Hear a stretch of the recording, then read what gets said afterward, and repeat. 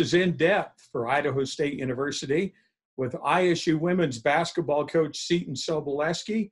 I'm Jerry Miller, and Seton, how the heck are you? I'm good.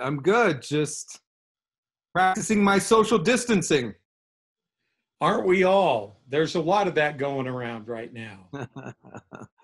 So, yes, as men's basketball, you had to have your season. Well, you guys lost your first game in the tournament in Boise, but it was an abrupt end to the basketball season for everybody, regardless. And as we've come forward from there, obviously, you want to prepare for the next season. And we're all crossing our fingers that it's this coming school year. So with that in mind, how have you been able to keep your players engaged? Well, we've got a lot of texting going on and some Zoom meetings and just a lot of trying to keep them as updated as possible about current developments. It's really hard to put any type of really solid plan in place right now because things are so fluid. You know, they think you're going to be allowed to do this, then they're not sure, and then it's this date, then they change the date. But yeah, just a lot of just communication, and luckily we have great assistant coaches that are, you know, checking in with the players regularly about academic things, but just life in general. And I think we've been really lucky that our players have some great parents. You know, they are all going home. Well, most of them went home to people that can really help them through just this awkwardness and the way they have to do school now, and how, you know, a lot of their outlet of playing sports and working out and lifting, that's kind of been changed. And so luckily all of our players have really supportive families. And so it's been nice, I think, for them to catch up with their families, but I also think they're at a point now where they're ready to get going again. I think about the players on your roster. You have so many from other countries. Doesn't that create some problems when you're trying to communicate with them when in some cases you may virtually be 12 hours difference in time? Yeah, we've had to have some Zoom meetings at different times. It's really difficult for Callie to have a Zoom meeting, you know, at 10 o'clock Idaho time because it's the middle of the night in Australia. You know, we've had to do a lot where it's early evening, and so for Callie, it's early morning. You know, we'll have a 5:30, 5 o'clock Zoom meeting at night, and it's about 8 a.m., 9 a.m. where she is, so it makes it tougher. But she's the only one that it makes it difficult. You know, Dora and Diaba decided to stay here in Pocatello. You know, it was pretty tough in France, in Croatia, to go home. You know, the whole quarantine process, you know, you leave, you got to quarantine, you come back, you got to quarantine. It ended up being better for them to stay here. And their families were in support of that. So those two are still here in Pocatello. And Callie was the only one that went back to Australia. Despite the way the season ended, and it was a rough end for everybody, you had another successful basketball season. And considering the players you lost to injury, I think everybody knows that you and your players did a great job this last year. Talk about this past season and how you think that has you set up for the future. You know, you hit the nail on the head there. You know, it's probably my most surprising season I've ever had as a coach. You know, you consider the injuries to Estefi and Tamika and, you know, a lot of just little temporary things and injuries to other people. You know, you just kind of have that feeling, well, here we go. It's going to be that rough season that hopefully we get better from and we're better next year. But, you know, you have to give the players a lot of credit. They really stepped up and tried to do more. I mean, you look at what kind of season, you know, and I don't talk about her enough, but what kind of season Montana Oltrogi had, you know, and how much she had to step up in a lot of different ways to really contribute. And then she had some great games, especially down the stretch, and everybody did a little bit more.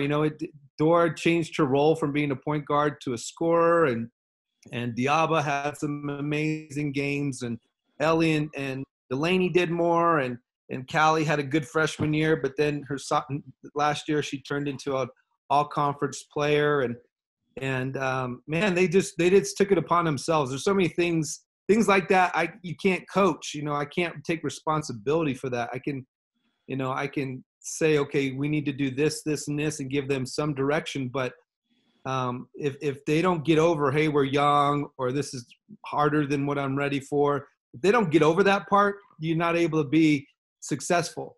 And so they just did an amazing job, and it just gets you a little bit more excited for next year. By the same token, Coach, when you came to ISU, yes, you had a solid foundation in place to build your program on, but we're well past that, and you have continued success.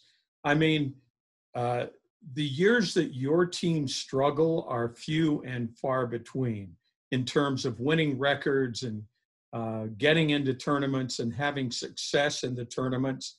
Come on, everybody wants to know, what's your secret, Seton? I don't know. I don't think there's no big secrets. I think it's funny, all this free time, with the quarantining, and I say free time, you're just working at home really, but and it's just different. But I've been able to kind of catch up with some of my reading. I go through spells of reading, and you read all these books about success and teams and stuff like that, and they all say the same thing. There's no complex, difficult formula. It's really simple. And I agree. We just work hard, try to do the best we can under the circumstances. You try to adjust. If you have injuries or you have a difficult recruiting year and you can't get something you need, you just have to adjust. And luckily, I've had some great assistant coaches, and I've had some really great players who are good people. And a lot of it starts with that. If you're not a good person, if you're difficult or selfish, it's hard to do anything. It's hard to make these adjustments or be ready to work hard every day. We've just have some amazing people. Well, whatever it is you're doing, by all means, please continue. It's working well. We're going to try. Yes, we're going to keep trying. Quarantine is on everybody's mind. And before we started this recording, you asked me how my wife and I have been doing with social distancing, and we just come off the golf course this morning. What about you and your family, besides working from home and trying to do what you can with your job while indoors in your house? What kinds of activities do you guys do to keep from going crazy? Well, all the weekdays we have school to do. The school keep us busy for 3-4 hours, and I'm a homeschool teacher. My wife works full time as well, and so she takes calls all day, and so I'm helping a lot in the mornings with my kids. They have a morning Zoom call every day at 8:30, and then we have some work we got to do, and some reading we got to do, and some math we got to do, and so we do that, and then we try to get out in the backyard and the front yard and do some yard work, and then Aubrey and I usually will go ride bikes. We like to go over to Edson Fichter Pond and ride bikes around there, or we go over to the wellness complex and ride bikes, and we go on hikes outside, and we just try to do a lot of little things. Gone fishing a few times, and that's been fun, and those are good, healthy social distancing activities. To be outside and be away from people, but you're not cooped up in the house. And luckily we've had some beautiful weather lately where we can get out and do things. But, we haven't done anything, too crazy. You can't. And so play games at home and just kind of hang out. Some people may not agree, but if there's a silver lining to this whole experience, I think it's the additional time that parents get to spend with their kids.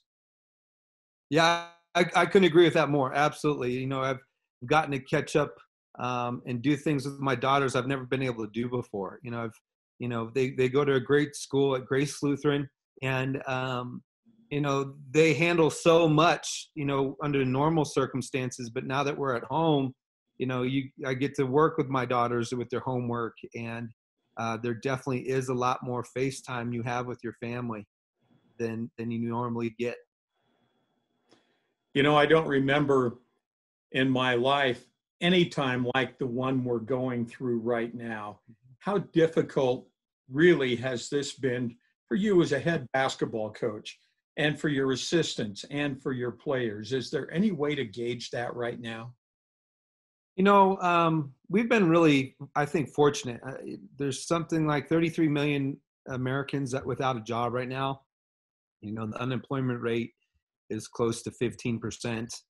And I'm lucky I have a job. We're lucky our assistant coaches have jobs.